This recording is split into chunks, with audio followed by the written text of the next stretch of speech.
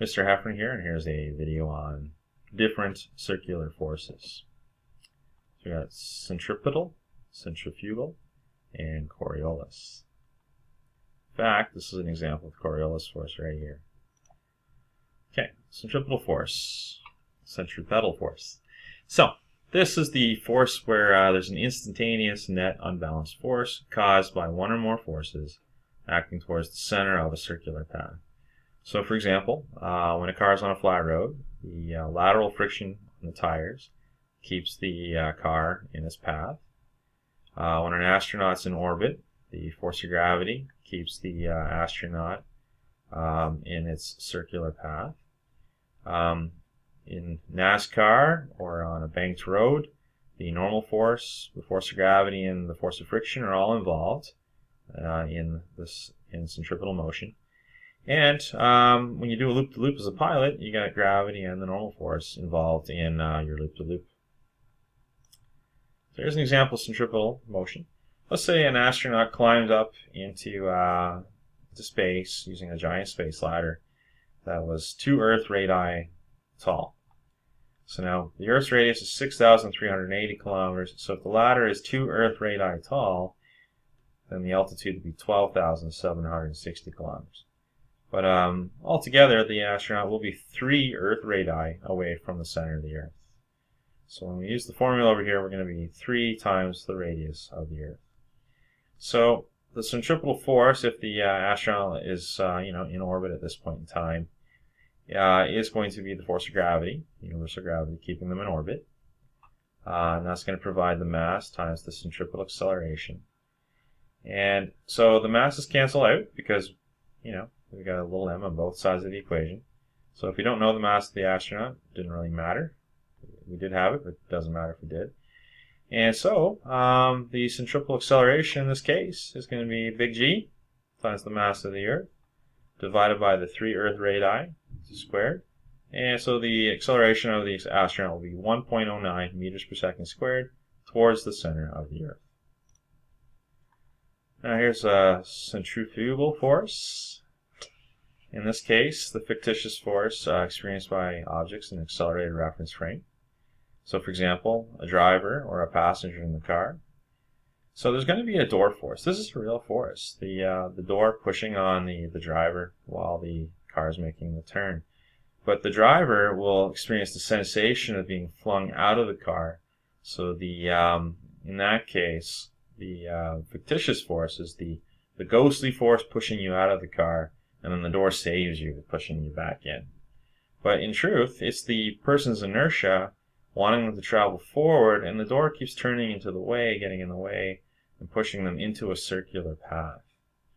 So here we got the car making circular motion, and there's going to be some lateral forces to keep the car in that circle, and the door is what's keeping the driver in the circle.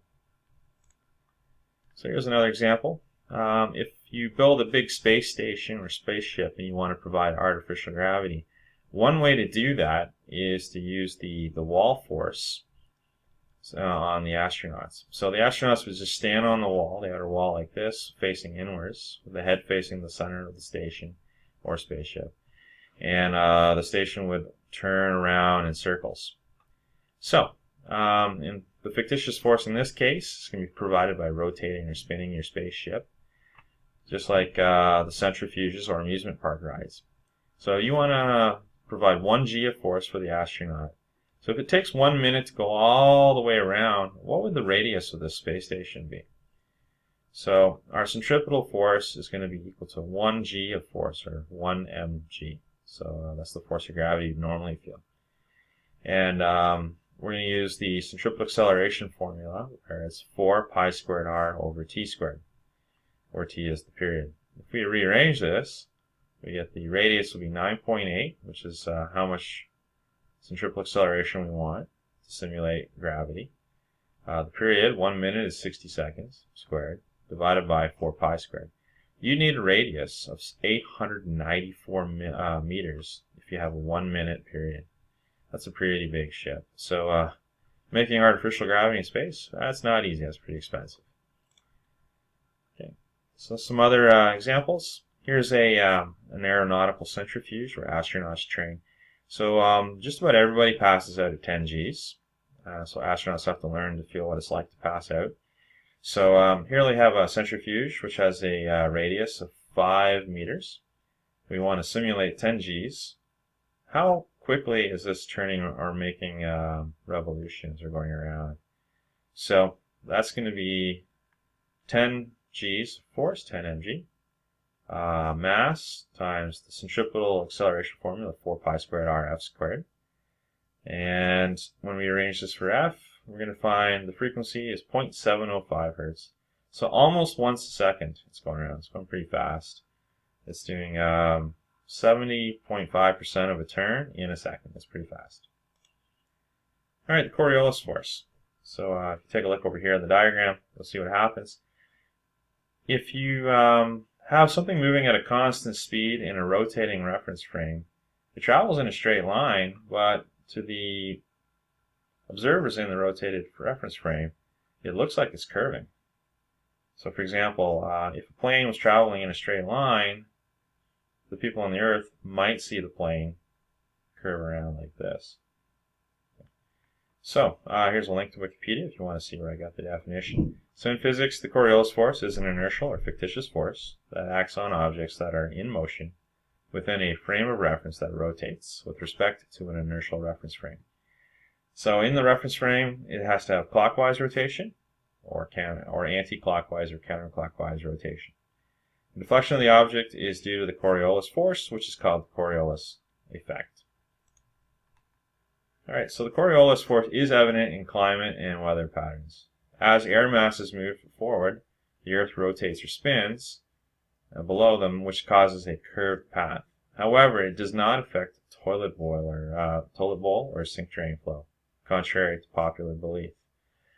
Canadian and Australian toilets here, do not drain in opposite directions. There's a famous Simpsons episode where Bart Simpson is watching how the toilet spins one way in the United States, and he calls someone in Australia to find out if it goes the opposite direction in Australia. Pretty funny episode. So here we got, you can see the prevailing currents caused by the Coriolis effects, and then that is demonstrated in things like hurricanes as well. Oops. Okay. All right. So in summary, centripetal force is the real unbalanced force acting on an object to maintain a circular path. It requires real forces such as friction, gravity, and the normal force to function. They are observed from an inertial reference frame of constant velocity. So for example, you're observing something while it's moving in a circle, but you're at rest 0 meters per second, or maybe you're in a car traveling at 50 kilometers per hour while you watch someone else make a turn. Centrifugal force is the inertial or fictitious force acting on an object to push it out of a circular path according to the object or observer in the non-uniform accelerated frame of reference. Really, centrifugal forces are keeping forces in a circular path, and so the observer assumes there must be a fictitious force pushing them out. And then we got the Coriolis force, which is the effect caused by an object moving in a straight line while being in a rotated reference frame.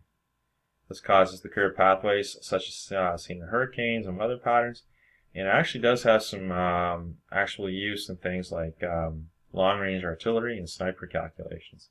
So in fact, the German Paris gun from World War II, it was firing rounds well over 100 kilometers, and they had to take in consideration the effects of the Coriolis force. And even snipers, when they shoot like 1 kilometer range, say there's a few inches that they have to adjust for, thanks to the Coriolis force. So I hope this helps. Thank you. Oh yeah, here's a picture of Coriolis deflection right here for shooting projectiles.